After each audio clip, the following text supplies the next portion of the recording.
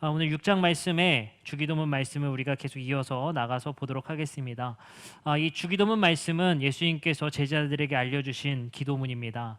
그리고 이 기도문은 처음 서두에서는 바리새인들과 이방인들이 기도하는 방식들에 대해서 비판하시고, 하나님의 백성들, 진정한 하나님의 새 이스라엘 백성들은 어떻게 기도해야 될지를 말씀해 주고 계십니다.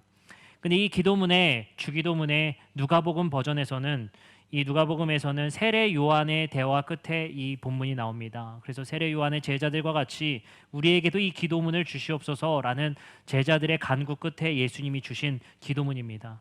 그 말은 무엇이겠습니까? 이 당시에 1세기의 유대인들 그리고 많은 이방인들에게는 그 공동체마다 특징을 가지고 있는 기도문이 있었다는 사실입니다. 그렇기 때문에 예수님을 따르는 우리에게도 당신의 가치가 담겨 있는, 그리고 하늘의 가치가 담겨 있는 기도문을 주세요라고 부탁한 것입니다. 그렇기 때문에 이 기도문은 우리가 어떻게 기도해야 될지 방법도 없는 건 아니지만, 이 기도문을 읽음을 통해서 우리의 정체성이 무엇이 되어야 될지, 우리가 가져야 될 가치가 무엇이 되어야 될지를 고민하게 만드는 주기도문입니다. 그래서 이 기도문은 우리가 꼭 하루에 한 번은 우리 하나님께 기도할 때 이 기도문으로 기도하실 수 있었으면 좋겠습니다. 오늘은 우리가 저번 주에 이어서 주기도문 강에 나라가 임하시오며 뜻이 하늘에서 이루어진 것 같이 땅에서도 이루어지이다 10절의 말씀을 우리가 함께 강해하고 듣도록 하겠습니다. 성경에서 가장 중요한 것은, 중요한 주제라고 뽑을 수 있는 것은 나라입니다. 하나님 나라. 제가 이 교회에 오고부터 굉장히 많이 말했기 때문에 이제 어느 정도는 하나님 나라 하면 또야 라고 생각하실 수도 있을 것 같습니다. 그러나 100번 말해도 중요한 게 하나님 나라입니다.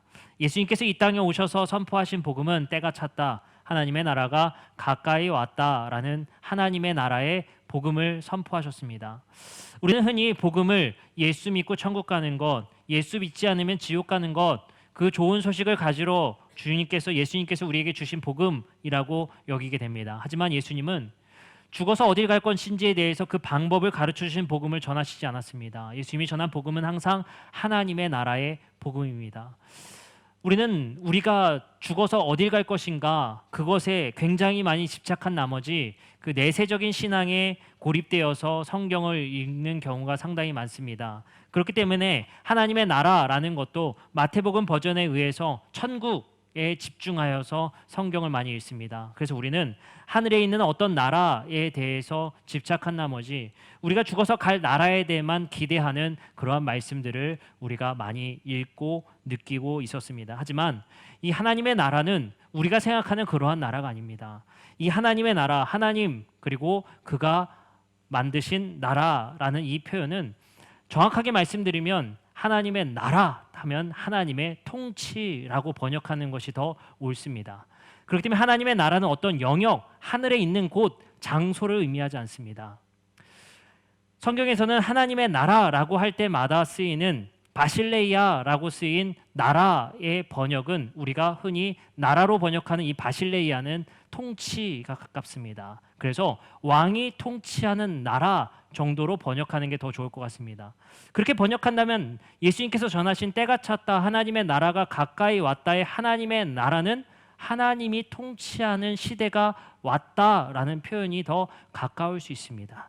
이것을 우리가 잘못 번역하면 이렇게 되겠죠. 우리가 죽어서 가는 나라를 알려주러 왔다, 아니면 너희가 죽어서 천국 갈 수 있는 방법을 알려주러 왔다로 오해할 수도 있다는 것입니다. 하지만 성경에서는 우리가 죽어서 어디에 가는지에 집착하는 것이 아니라, 집중하는 것이 아니라, 성경에서 예수님이 선포하신 하나님의 나라는 이 땅에 이루어지는 나라입니다. 그것이 바로 하나님의 통치이고 하나님의 나라입니다.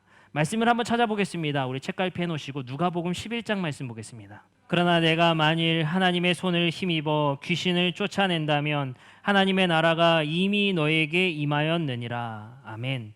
자, 20절의 말씀에 분명히 하나님의 나라가 온다고 합니까? 아니면 이미 너에게 임하였다고 말합니까? 이미 너희에게 임하였다라고 말합니다. 다시 말해서 하나님의 나라는 우리가 죽어서만 경험하는 것이 아니라 이미 예수에 의해 하나님의 능력에 힘입어 귀신을 쫓아내었다면 하나님의 나라가 너희가 밟고 있는 이 땅에 이미 임하였다라고 말을 하는 겁니다. 그러면 어떻게 하나님의 나라가 이 땅에 임했는지를 어떻게 아느냐? 그 특징을 귀신을 쫓아낸다면 이라는 표현 씁니다. 귀신을 쫓아낸다면 하나님의 나라가 이미 너희들 눈앞에 펼쳐졌어 라고 말을 하고 있는 것입니다. 이 이유가 뭘까요? 그것이 왜 증거가 될까요? 그것이 왜 이유가 될까요? 우리가 말씀을 한번 찾아보겠습니다. 이사야서 42장입니다. 이사야서 42장 7절 말씀 한번 보도록 하겠습니다.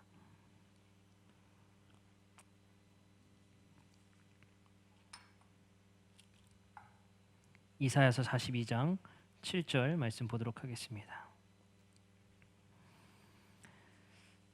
이사야서 42장 7절의 말씀에 제가 읽어드리겠습니다. 이런 말씀이 있습니다.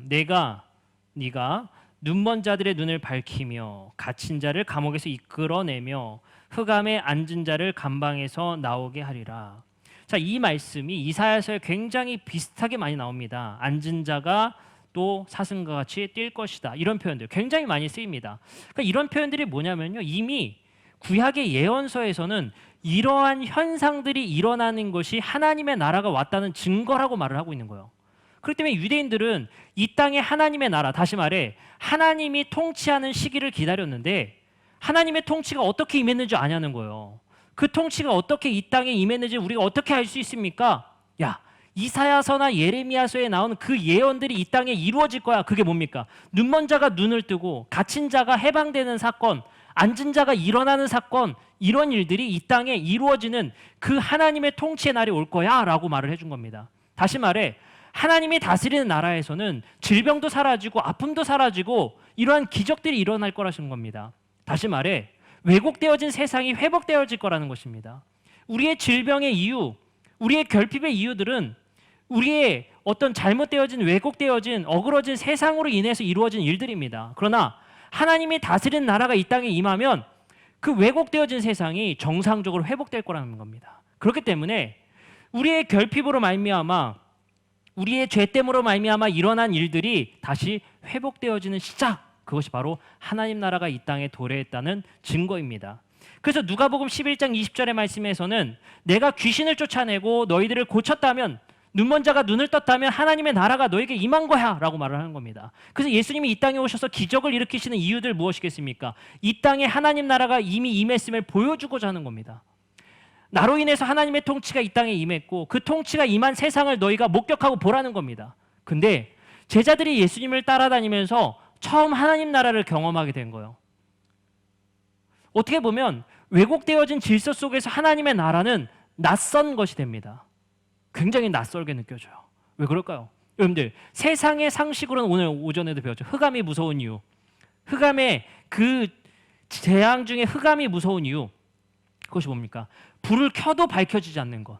그게 흑암이라고 했어요. 하나님이 주신 재앙의 흑암은 밤이 아니에요. 계속, 그거는 영국에서도 꽤 살만합니다. 계속 밤만 있어도 꽤 살만하고 꽤 낮만 계속 있어도 살만해요. 근데 문제는 뭐냐? 빛을 밝혀도 어둠이 사라지지 않는 경우. 이게 왜 두렵습니까? 우리의 상식으로는 불을 켜면 밝아지는 게 상식이에요. 근데 불을 켜도 밝아지지 않으면 우리의 상식이 무너짐을 통해 우리는 공포에 질리게 됩니다. 마찬가지로 제자들은 자신들이 가지고 있었던 지혜와 상식이 있었어요. 그렇죠? 그게 뭡니까? 돈 많은 사람들이 위에 앉아야 되고 돈 없는 사람들이 노예의 신분을 가져야 되는 게 당시의 시대의 상식이었습니다. 여성들이 차별받아야 되는 게 당시의 상식이었습니다. 여러분들, 성경에서 여성 인권 운동 일어날 수 없습니다. 성경에서 노예 금지 운동 일어나기가 어렵습니다. 이 시대 속에서는 그것이 상식이기 때문이에요. 그걸 나쁘게 여기는 사람이 없습니다. 그것을 죄라고 여기는 사람이 없습니다. 그러나 그것이 예수는 와서 잘못되었다라고 말하는 거예요. 그러니까 남성 중심의 사회인 것은 분명히 드러났어요. 예수님도 차별주의 이러면 안 되죠. 예수님 남자 제자들만 부르잖아요.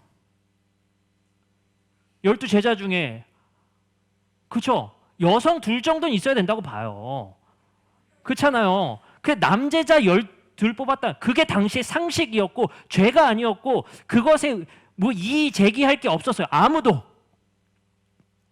그렇죠? 예수님의 곁에 있을 수 있는 사람들은 남자들밖에 없을 수밖에 없었어요. 그게 당시의 문화 속에서는 상식이었단 말이에요. 근데 예수님은 한 걸음 한 걸음 나가시면서 그 상식 파괴를 하기 시작합니다. 그게 첫 번째 상식 파괴의 이야기가 바로 산상수훈이에요.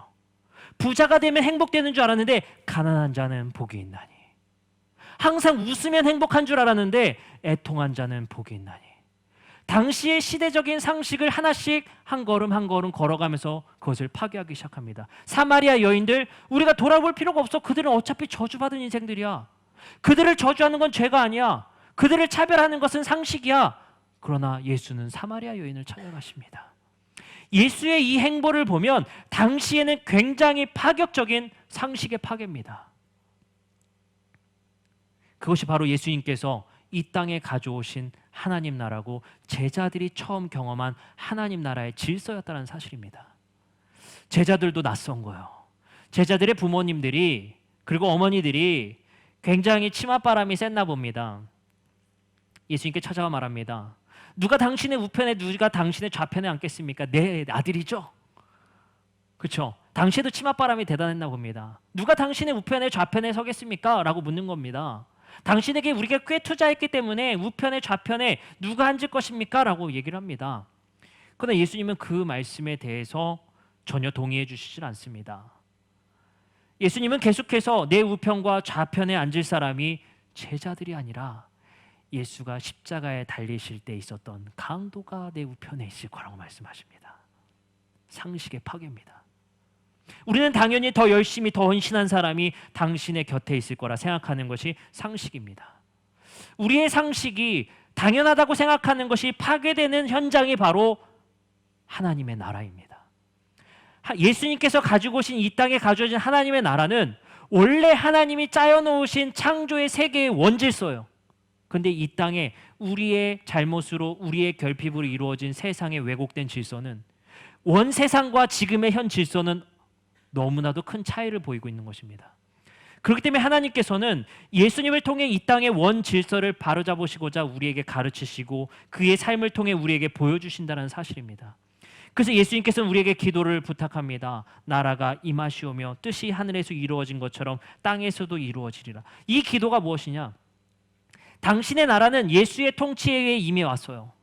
하나님의 통치는 예수님을 통해 이 땅에 드디어 통치되기 시작했어요. 통치되는 데마다 치료가 일어나고, 통치되는 데마다 기적이 일어나고, 통치가 되는 데마다 평등이 일어나고, 통치가 되는 데마다 일어남이 생기는 거예요. 회복이 생겨지더라는 겁니다. 근데 우리에게 기도하래요. 나라가 임하시오며. 왜 그랬을까요? 예수님은 우리에게 말씀하시는 겁니다. 내가 이 땅에 당신의 나라를 가지고 왔지만 이 땅의 나라는 여전히 하늘의 뜻과 땅의 뜻이 충돌되고 있다는 거예요. 여전히 이 세상은 우리의 지혜, 우리의 생각, 우리의 이성으로 상식을 만들어가고 있습니다. 저도 이번에 82년생 김지영을 보고 상당히 반성했습니다. 어제는 못했던 이야기를 오늘 집에 가서 한번 사과 좀 해보려고 합니다. 제가 보면서 참 많이 느낀 것이 있었습니다. 그리고 당연하다고 여기는 상식들이 참 많았던 것 같습니다.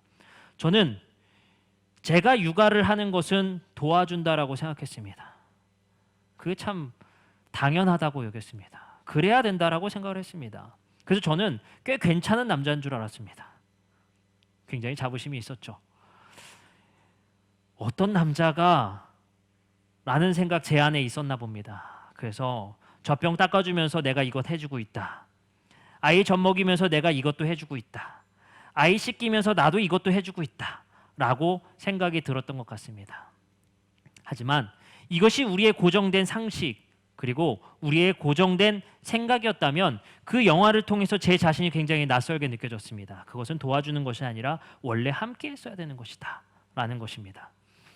우리는 우리가 가지고 있는 상식으로 말미암아 우리가 짜여놓은 시스템과 생각으로 말미암아 우리가 남에게 상처 주는 줄 전혀 생각하지 못합니다. 그것을 당연하다고 여기고 그들은 당연히 차별받아야 된다고 여기게 됩니다. 그것에 대한 문제를 제기하는 82년생 김지영이라는 영화는 우리에게 굉장히 낯설고 우리에게 굉장히 불편감을 줄 수도 있습니다. 정말 저렇게까지 힘들까? 저렇게까지 피해자라는 식의 생각을 해야 되나? 라는 생각 가질 수도 있겠습니다. 하지만 그들이 느끼는 아픔과 어려움과 힘듦은 우리에겐 굉장히 남자들에겐 특히 굉장히 낯선 것처럼 느껴지더란 말입니다. 그러면서 생각했습니다. 아, 우리에게 낯선 것, 그리고 우리에게 다시 한번 생각해 볼 거리를 주는 것은 바로 이 성경일 수 있겠구나라는 생각입니다. 성경은 읽으면 읽을수록 정말 낯섦을 많이 느껴집니다. 이 세상이 가지고 있는 지혜와 지식과 상식과는 너무나도 다른 상식들과 지혜를 우리에게 말씀하심을 통해 예수님의 행동은 가끔씩 정말 이상하기까지 느껴집니다. 생각해 보시기 바랍니다. 양 99마리와 양 한 마리에 대한 이야기도 그렇습니다. 양 한 마리를 잃어버리면 양 99마리나 잘 지킬 생각을 해야지 그거 찾아갑니까? 그렇지 않습니까? 남은 재산 잘 지켜야지 한 마리 왜 찾아갑니까? 예수님은 철저하게 그 당시에 가지고 있었던 상식을 파괴하고 계신 것입니다. 예수님은 단 한 마리의 양을 찾으러 가십니다. 우리도 마찬가지인 것 같습니다. 우리의 삶 속에서 당연하다고 여기고 상식이라고 여기던 것들이 하나씩 하나씩 무너져가는 것이 바로 하나님 나라가 임하는 것입니다. 예수님이 가르쳐 주신 생각과 가르침과 삶을 통해 내가 이 성경을 읽으면서 불편함을 느끼는 것이 성경 잘 읽고 계신 겁니다. 우리는 이 성경을 읽으면서 내 상식이 파괴되고 내가 구축해 놓은 제국과 나라가 파괴되어야 될 줄 믿습니다. 그곳에 바로 하나님 나라가 임함을 통해, 그곳에 예수님이 이 땅에서 가르쳐 주신 하나님 나라가 우리가 세워놓은 그 제국의 여리고성과 같은 제국이 무너짐을 통해 그곳에 하나님 나라가 세워짐을 통해 그 나라에서만큼은, 하나님의 통치가 이루어지는 나라에서만큼은 우편도 아니요 좌편도 아니요 위도 아니고 아래도 아닌 세상, 그곳에서만큼은 세상에서 손가락질 당하고 세상에서 차별당했던 사람들이 그곳에서만큼은 마음 편히 쉴 수 있는 곳, 그러한 곳이 바로 나라가 임했다라는 증거가 될 수 있겠습니다. 우리 성도님들의 삶 속에서 우리가 구축해 놓은 상식의 제국을 무너뜨리시기 바랍니다. 그 상식의 제국이 무너뜨림으로 말미암아 예수님이 구축하신 상식이 다시 새로운 나라를 이 땅에 세우실 줄 믿습니다. 여러분들, 오늘 말씀을 마치면서 여러분들에게 말씀드리고 싶습니다. 우리는 우리 상식 때문에 너무 많은 잘못을 저지르고 있다는 사실입니다. 오늘 우리가 예수님이 이 땅에 나라를 세우시는 그 삶의 비유들과 가르침을 통해 우리가 세워놓은 그 상식들을 다시 한번 되돌아보셨으면 좋겠습니다. 당연히 여기던 것들, 당연히 생각했던 것들을 여러분들 고민해 보셨으면 좋겠습니다. 말씀을 마치면서 우리가 얼마나 그 상식 속에서, 우리가 세워놓은 그 제국의 나라 속에서 얼마나 많은 차별들과 얼마나 많은 아픔들을 우리 이웃에게, 그리고 우리 가족에게, 그리고 우리 사회에 우리가 일으키진 않았는지, 그 상식이 무너지고 예수님이 가져오신 그 나라가 임할 때에 이 땅에 평화가 이루어질 줄 믿습니다. 여러분들, 우리가 당연히 여기던 것을 당연히 여기지 않으셨으면 좋겠습니다. 그러기 위해서 우리 장로님들과 저를 포함해서 우리 성도님들에게 당연함을 당연히 여기지 않고 저희도 고민하도록 하겠습니다. 당연한 것, 우리가 결정했으면 당연하다고 여길 수 있는 것 우리도 당연히 여기지 않겠습니다. 우리의 권위와 우리의 생각으로 당연히 할 수 있는 것 당연하다고 여기지 않았으면 좋겠습니다. 우리 성도님들의 삶 속에, 그리고 우리의 목회 현장의 이 교회의 세워짐 속에 당연함이 무너지고 상식이 무너지고 하나님 나라의 상식이 이곳에 세워지기를 간절히 축복합니다. 기도하시겠습니다.